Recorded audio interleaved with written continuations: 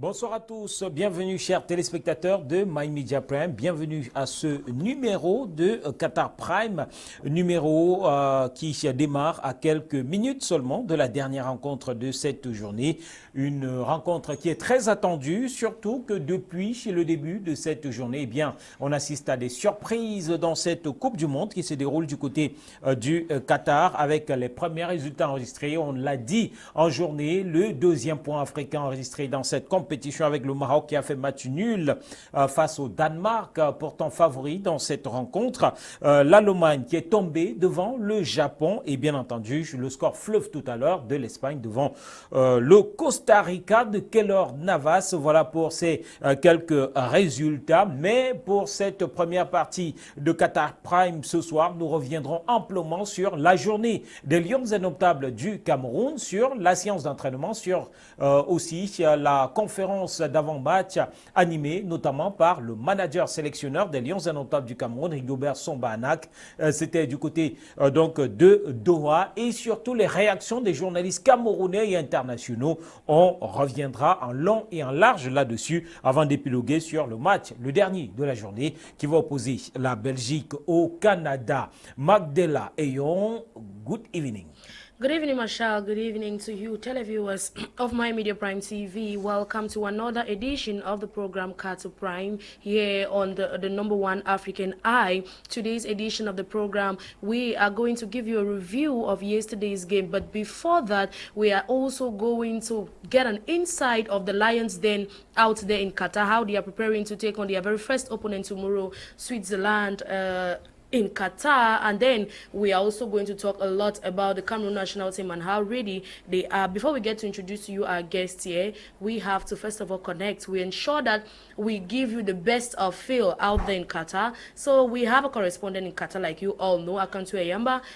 And definitely we are going to connect with him soonest so that we can talk to him and he gives us an insight of how the Lions Den is as they prepare for tomorrow's game. Allez, et bien entendu, nous sommes déjà avec quelques éléments qui constituent notre panel. En tout cas, tous sont déjà en place. Chavis, bonsoir, good evening.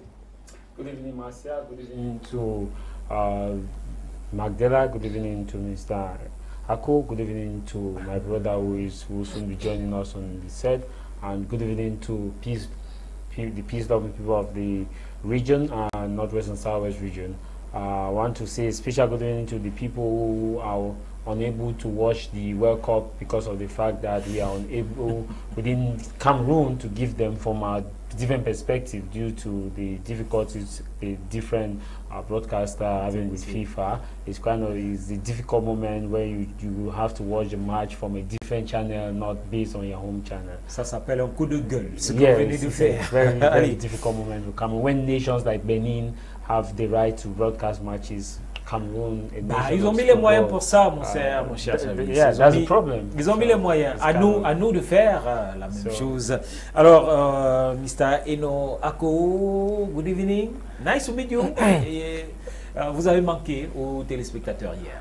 Yeah, thank you so much, Eric Masian Jomo. Good evening to you, Macdella. Good evening to Jarvis. Good evening to a very special friend of mine, Benjamin Lawrence, who is the president of Asobex 94. It's a pleasure to be here to analyze sports, to talk about sports, to talk about the Qatar 2022. We have been seeing goals have been pouring, and I think that we have been having surprises. I think some expectations, some teams that we've expected to do better are not doing what we've been expecting from them. On the contrary, we have seen some surprises, like the victory of Japan today. So it's a pleasure to share with you once again this set. Thank you very much. Alors, Macdella, il était 16 heures passées de 30 minutes quand on a permis à nos téléspectateurs sur cette antenne de suivre quelques éléments de la conférence d'avant-match donnée notamment par Rigobert Sombanak, le manager sélectionneur des Lions indomptables du Cameroun. On reviendra peut-être sur la conférence d'avant-match, autant pour moi. Je suis dans l'après-match et surtout dans la victoire. Donc, on reviendra sur quelques éléments avec notre correspondant dont vous avez parlé tout à l'heure. Mais avant cela, je voudrais proposer à nos téléspectateurs de suivre ces quelques réactions de journalistes camerounais, de journalistes étrangers présents à Doha au Qatar, qui ont suivi de bout en bout cette conférence de Rigobert Song-Bahanak.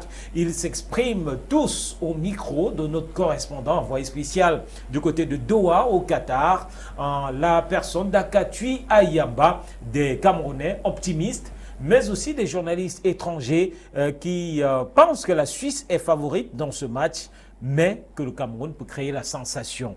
Je vous propose de les regarder, de les écouter. Il faut dire que ça va être une rencontre très très difficile. On aura une belle opposition de notre stade Al-Janoub de Doha, une opposition qui mettra au prise le Cameroun à la Suisse. Il faut dire que sur le papier, c'est la Suisse qui partira favori, parce qu'en réalité, lors du tirage au sort, le Cameroun était placé dans le pot 4, c'est-à-dire le dernier chapeau. Et vous savez bien évidemment que pour ce match-là, contre un pays européen, ça a toujours été difficile pour les Lions indomptables. La seule victoire que nous avons eue en Coupe du Monde face à une équipe européenne remonte au Mondial de 90 en Italie, où le Cameroun avait pris le meilleur sur la Roumanie. Depuis, il n'y a plus eu de victoire, donc on espère que les poulains de Rigobert vont briser le signe indien demain en remportant ce match contre la Suisse, parce qu'il faudra bien entamer la compétition. Après, derrière, ça va être encore très très compliqué, puisqu'on aura la Séville. Et puis le grandissime favori pour ce mondial, le Brésil. Donc il n'est pas question demain de faire match ou alors de perdre ce match. Il faudra véritablement le gagner, surtout que le coach en conférence de presse tout à l'heure a indiqué que ses joueurs étaient prêts à affronter la Suisse, que tous les joueurs étaient focus, étaient préparés mentalement, physiquement pour pouvoir remporter la victoire. On espère véritablement que ce qu'il a dit va se traduire sur le terrain demain. Donc les Lions seront très très attendus. On a eu déjà des équipes africaines qui sont passées. Aucune équipe n'a inscrit de but, donc aucune équipe africaine n'a remporté des rencontres. On espère véritablement que le Cameroun sera la première nation africaine à marquer un but dans ce mondial et surtout à remporter un match. Ok. En fait, pour le match de demain, je pense que ça va être une rencontre très relevée entre deux équipes qui ont certainement beaucoup de qualité. On sait que la Suisse, c'est cette équipe-là qui avait éliminé la France en huitième de finale du dernier tour. Et en face, il y aura une équipe du Cameroun qui est venue dans cette compétition avec beaucoup d'ambition. Et je pense que tout va se jouer au mental. Rigobert Song, qui a une grosse expérience en tant que joueur dans cette compétition, a certainement trouvé des astuces pour permettre à ses poulins d'être à la hauteur des attentes demain contre la Suisse. Donc je pense qu'il a été clair, lui, en conférence de presse. C'est effectivement de remporter 3 points demain. Et c'est vrai que le Cameroun n'est pas favori sur le papier, clairement. Great big question mark. We have no idea of how it will impact the players. On one point of view, I would say that it will be more difficult for the Swiss players that are less used to the heat. The Cameroon players normally should be more used to play like this, and it will be a big question mark because Cameroon is a big nation of football, but on the last years they didn't have that much good results, and on the paper it said that Cameroon is the weakest team, but you have to do it into brackets because a team like Cameroon, you have to be very aware of what the potential is. The physical potential is very high, and the Swiss should be very careful, very concentrated. L'impression qu'on peut avoir en écoutant Rigobert Song ici, ça dégage une sérénité. Le Cameroun n'est plus dans la catégorie des faits divers. Ça, c'est une information déjà. Nous, on était habitués à voir le Cameroun toujours dans ce folklore, les primes non payées, beaucoup de problèmes. Là, il y a l'assainissement de ce côté-là. Je pense que les joueurs, comme ils sont dans de bonnes conditions, on a Choupo-Moting qui est, depuis ces 3 derniers mois, un des meilleurs attaquants du monde. J'espère qu'il sera au rendez-vous, qu'il connaîtra le grand soir pour le football camerounais et le football africain. Jusqu'à présent, on a 0 but en Coupe du Monde. En 2018, on était ridicule en Coupe du Monde. Espérons que le Cameroun, qui a toujours sauvé le meuble du football africain, sera au rendez-vous. Voilà donc pour ces réactions. Voilà Macdella, on a écouté ces réactions. Luther Ngapé, bonsoir, bienvenue à vous. Bonsoir Eric Martial, bonsoir tout le panel, bonsoir tous ceux qui nous regardent partout en Afrique et même partout dans le monde. Et c'est toujours un plaisir d'être là. Voilà, c'est un plaisir pour nous de vous retrouver.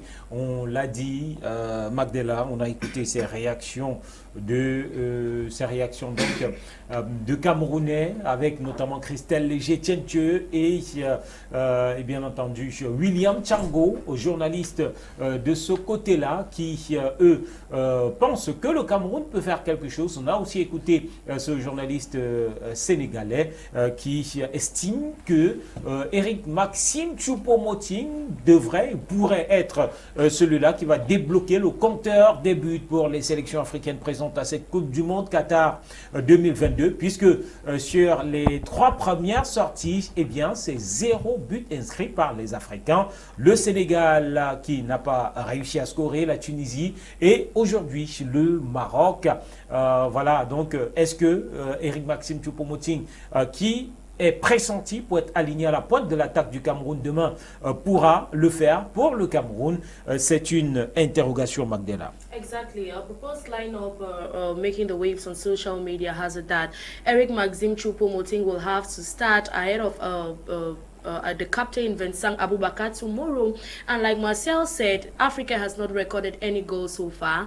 To Morocco, where they want to have given Africa a second point today, they actually held Croatia to a 0-all draw. But then, the pressure is now on Cameroon.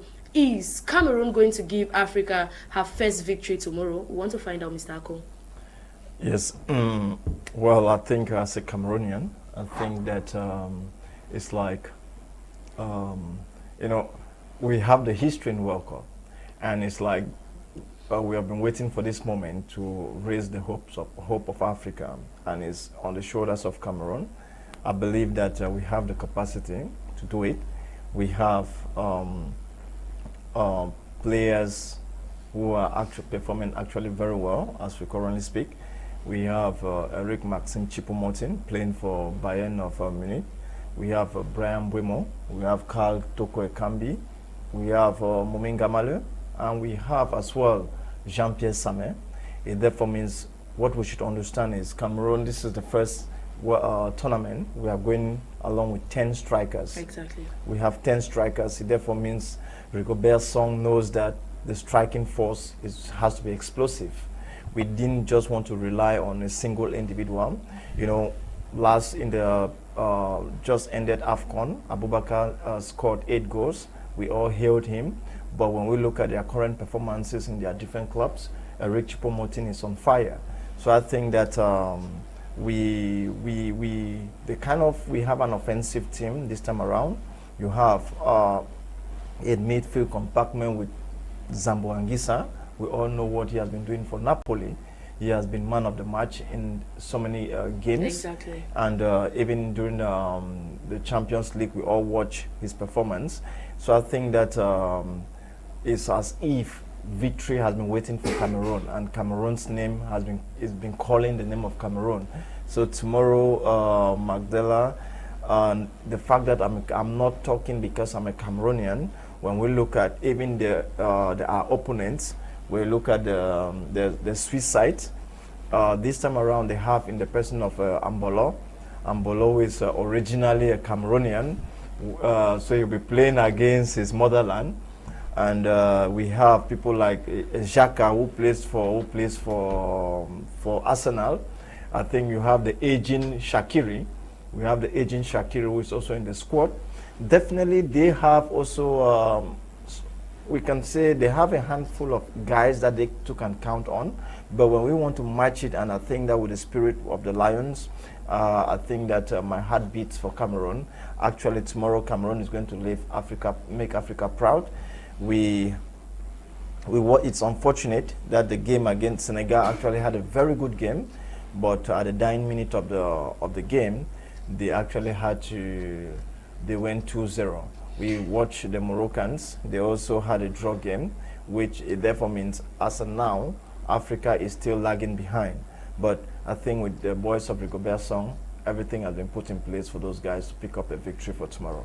All right, on this proposed lineup or this supposed first 11 for tomorrow, we have seen that the captain ban has changed. Jarvis, and with you, we see that the captain ban has been given, or the captain ban will or may be given rather to Nicolas Nkulu, and maybe at the back we may have Tolo, Castelletto, Fai. At the midfield compartment we may have Hongla, Angisa, Ungwet. And at the front, we have Bemo, Chupo, and Toko Ekambi. But then there's one sad news. Olivier Cham, one of our midfielders, may not play the World Cup. He is injured. That's the sad reality when you are going in for a battle. But maybe not the World Cup, but the opening match. Yeah, or maybe the first match of the good thing is we have players that can fit in, that can play offensive, that can play at the attack and also back up at the midfield. But for at the level of the captain ban taken from Abubakar, remember that Abubakar and Choupo-Moting cannot both start at the same time. And so you cannot take the...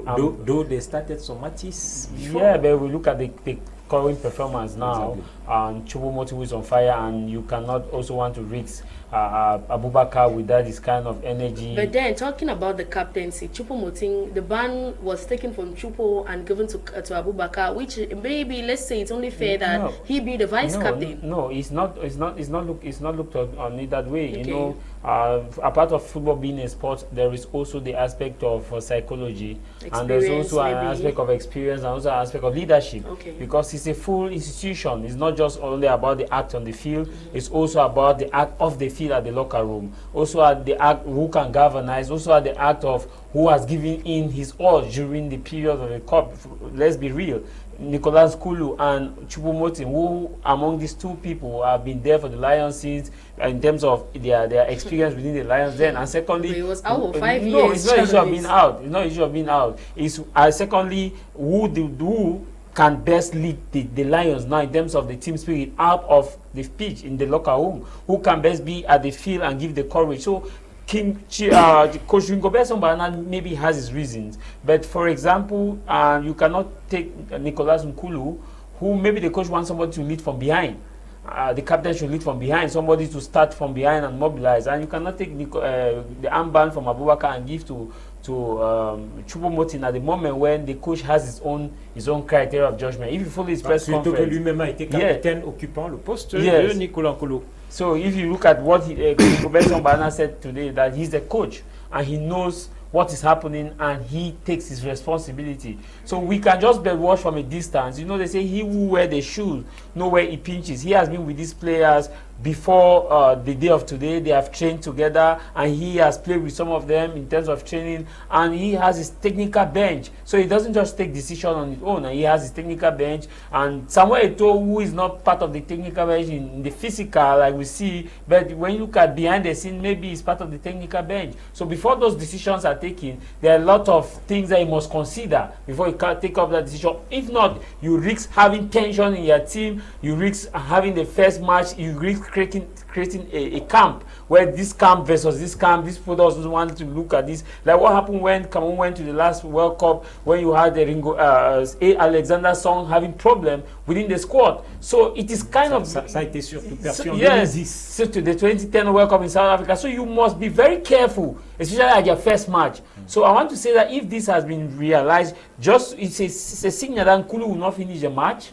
It's a signal that Abubakar will enter. It's a signal. So you know that if Nkulu is taking the armband, he will not finish the match. Somebody will replace Nkulu and Abubakar enters and take the armband. So it just does possibility of substitution. It just tells you that Abubakar enters and replaces Chupo. Somebody is removed to replace Nkulu. Nkulu will hand the band to Abubakar, who means we may have two substitutions at the same time. Même si pour beaucoup, voilà, Chupo au Bayern, il termine généralement les matchs. Et il y a beaucoup d'interrogations quand même à ce niveau.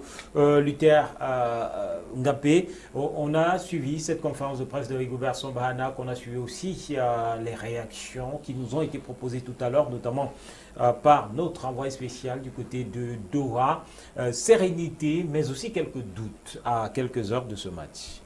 Sérénité, quelques doutes, mais j'ai envie de revenir sur ce problème de capitanat. Sincèrement, moi, ça m'embête franchement parce qu'il n'y a qu'au Cameroun, à chaque édition d'un événement majeur, qu'on a des problèmes de capitanat. Des gens qui viennent envenimer la polémique. le staff qui parfois est incohérent dans ses déclarations, mais je voudrais tout simplement rappeler comment est-ce qu'on est capitaine dans un club. Et ça, ce n'est pas nous, le Cameroun, qui avons créé le football. C'est une norme comme ça, professionnelle. La première qualité pour être capitaine dans un groupe, ce n'est pas d'être ancien. C'est d'être titulaire incontestable, méritant dans le 11 entrant. Ça veut dire, si vous êtes ancien et que vos performances ne sont pas bonnes, directement, ça impacte sur le respect et l'interactivité que vous pouvez avoir avec vos coéquipiers. Donc, je vais me résumer très simple. Il y a trois règles, on peut avoir plusieurs, mais les trois règles prépondérantes pour être capitaine, c'est d'être d'abord performant, c'est-à-dire mériter sa place dans le 11 entrant. Deuxième, c'est être un ancien et être un leader. Malheureusement, au Cameroun, on insiste beaucoup sur la qualité d'être un ancien, même si on n'est plus performant. Et naturellement, vous ne pouvez pas être un leader si vous n'êtes pas performant auprès des autres coéquipiers plus jeunes. Donc ça, c'est la petite nuance. Et il faudrait que le Cameroun règle définitivement ce problème. Parce que vous pensez que c'est un boulet que le Cameroun traîne depuis 2010 non, pas depuis 2010. On a vu des éditions, même avant. On a vu, vous ne pouvez pas expliquer parfois que vous avez à la Coupe du Monde en 82, c'est Thomas Nkono, Roger Mila, vice-capitaine, et directement en 84, dans la même équipe, vous avez directement Abega. Qu'est-ce qui s'est passé? Est-ce que Tommy n'est plus ancien? Et après, en 86, vous avez Abega. En 88, vous avez Mbumbo Emile qui est un jeune qui joue. C'est n'importe quoi un peu la gestion du capitanat au Cameroun. Il faudrait qu'on assainisse cela parce que ça pourrit l'ambiance, comme il le signalait tantôt.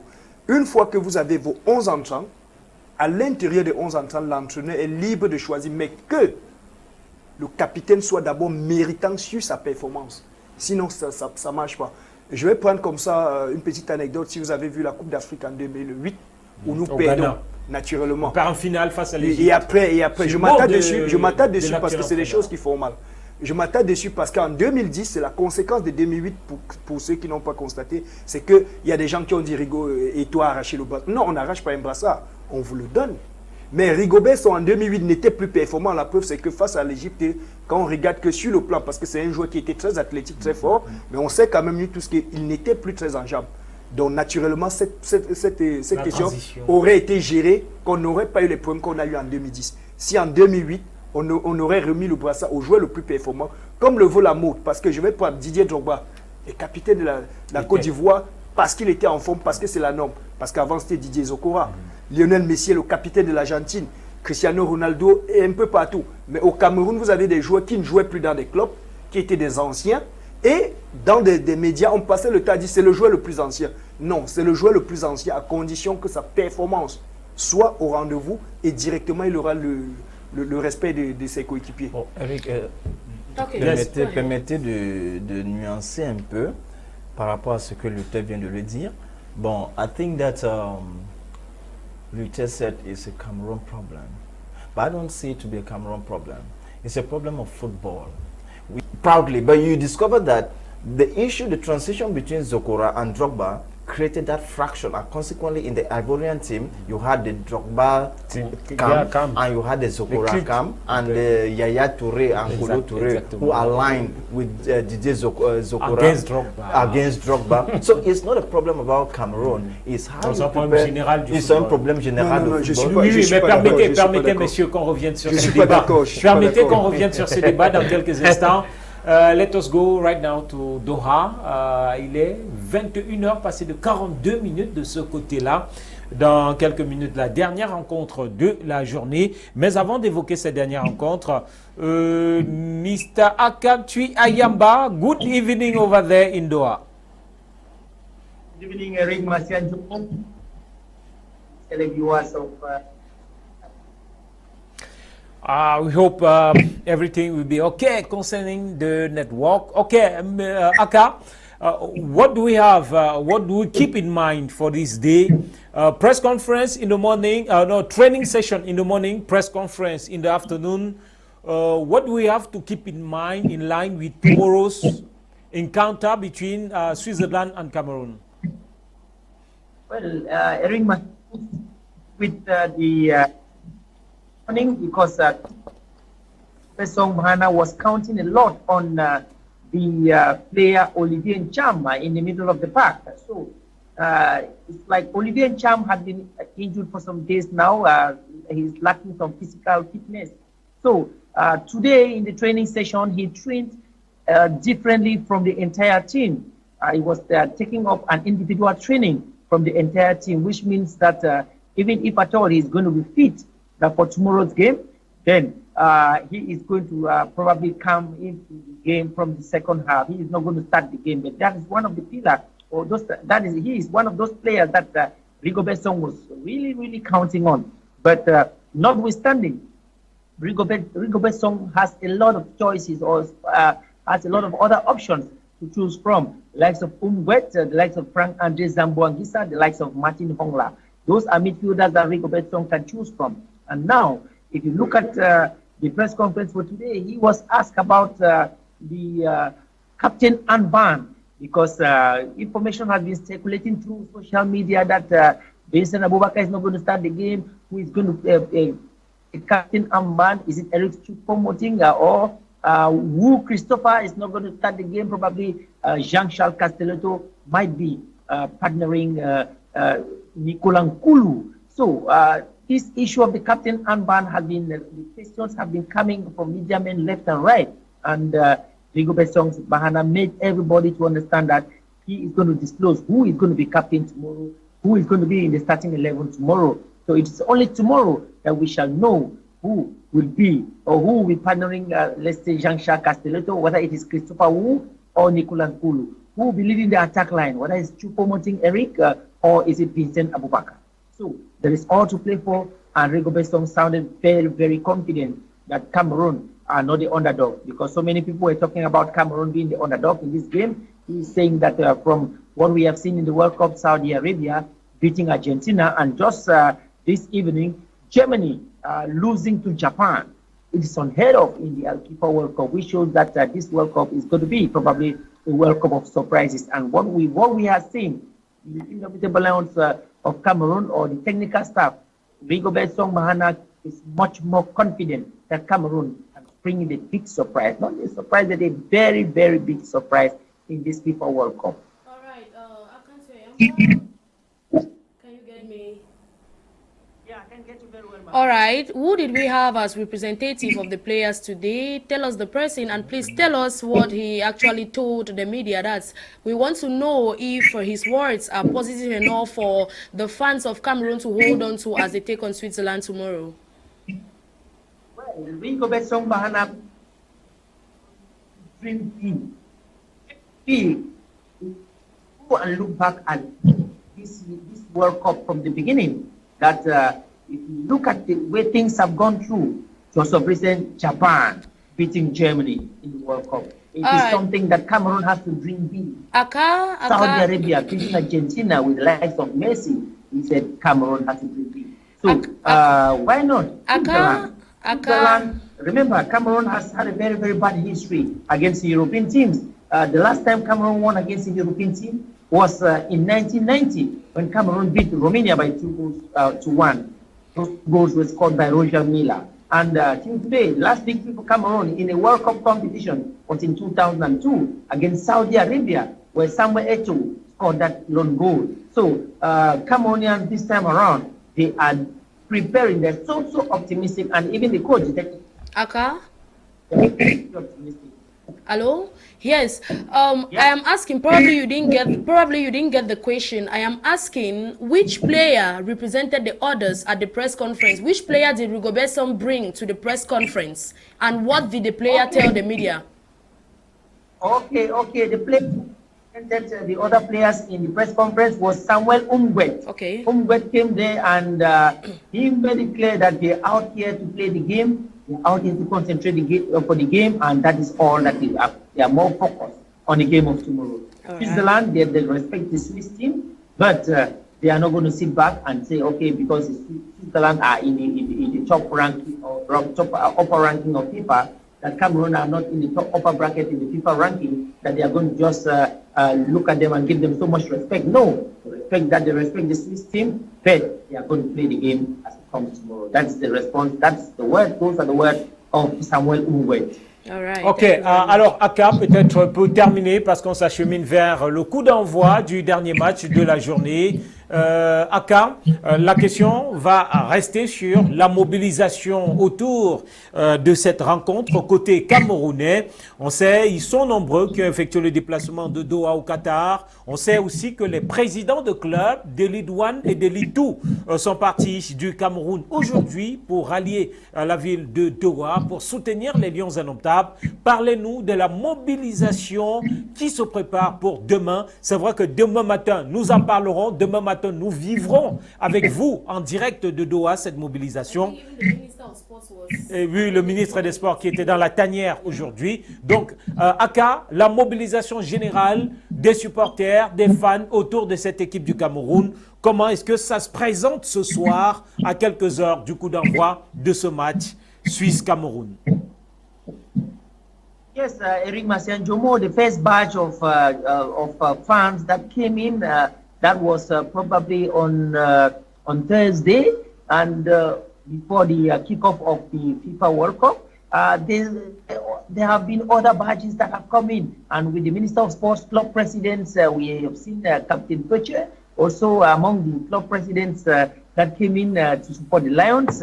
Another badge will be probably landing tomorrow early in the morning. But in terms of mobilization, remember, there is a very, very huge community or Anglophone community here in Qatar, because remember, Qatar is English dominated, it's either English or Arabic. So there is a very, very huge Anglophone community here that is behind the Indomitable Lions, especially from Manu division. And another big, huge community that I saw, the Bali community from the Northwest region. But one of the biggest community that I've seen here are the Manu community, that they are ready to come out with a very, very rich cultural display at the stadium. They are so much mobilized. I spoke with their president, and they'll be performing. They'll be doing a cultural arts performance that is on Friday, and to also mobilize other supporters of the Indomitable Lions to make their way into the Al-Janoub Stadium.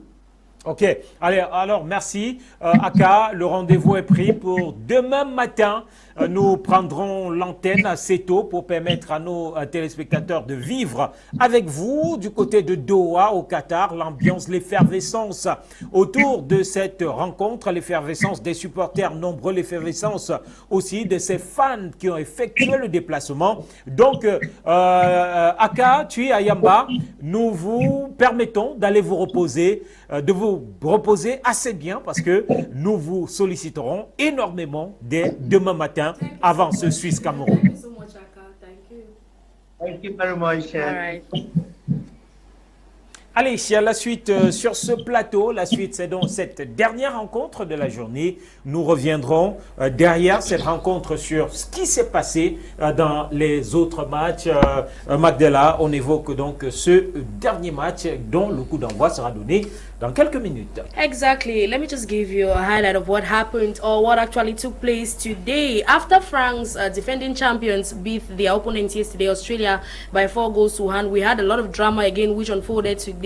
As it stands, Spain is the country with the highest goals scored so far, as just a few minutes back, they defeated Costa Rica by 7-0.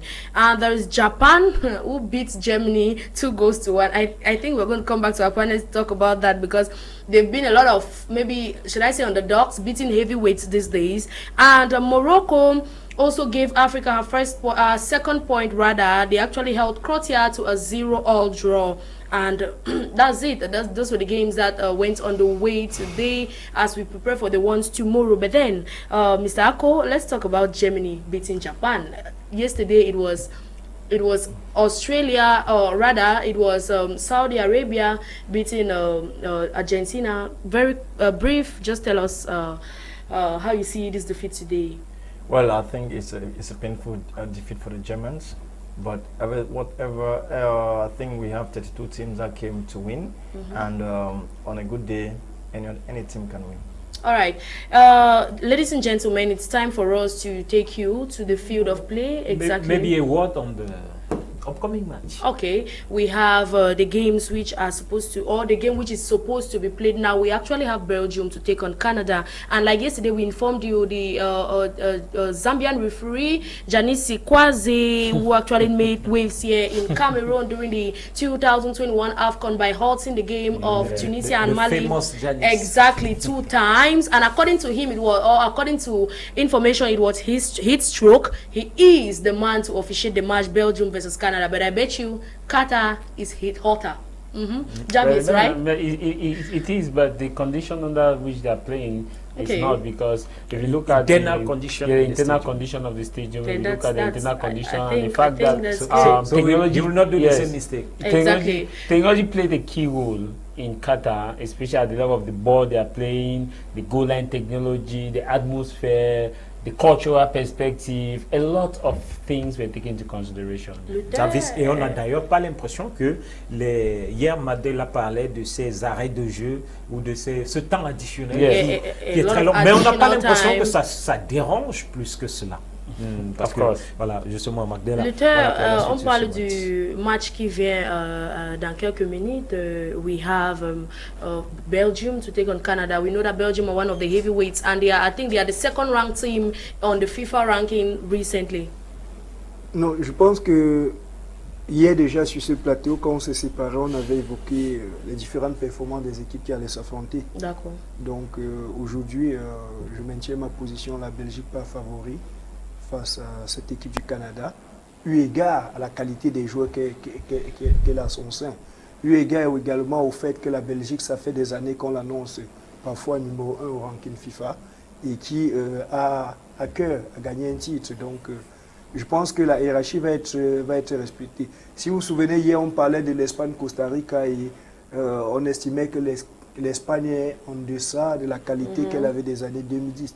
Je disais naturellement, on est dans une réalité où quand vous avez atteint le sommet, il est clair qu'à un moment, avec la fin des cycles, vous pouvez avoir des contre-performances. Mais dans l'ensemble, on a vu aujourd'hui, et cela a été respecté.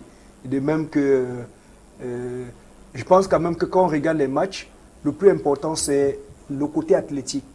Le côté athlétique, parce que le foot aujourd'hui se joue plus sur le côté athlétique que sur les autres aspects. Le deuxième aspect, parce que les choses sont inversées. Avant, le foot se jouait sur le côté technique et sur le côté tactique. Aujourd'hui, ça se joue véritablement sur la vitesse et sur la technique. Parce que quand on vous annonce une balle en profondeur, si vous n'avez pas les qualités techniques pour gérer cela en une fraction de seconde, dans un espace donné, vous ne pourriez pas. Et aujourd'hui, on a vu une belle équipe du Japon qui était prête physiquement. On voit également une belle équipe de Belgique qui, à mon avis, va avoir la maîtrise du jeu et naturellement, ils vont dominer le Canada. Thank you all so much for the wonderful contributions here in the studio. Ladies and gentlemen, it is time for us to take you go watch Belgium versus Canada. But we will be back here after the game to give you post-match analysis. It is time for us to take leave of you. I was your host, Macdella Eyong Bisong, and this program was co-hosted alongside Eric Marshall Jomo. We had Mr. Enoako in the studio. We had Javis, and we also had our French correspondent, Luther. We will be right back after the game.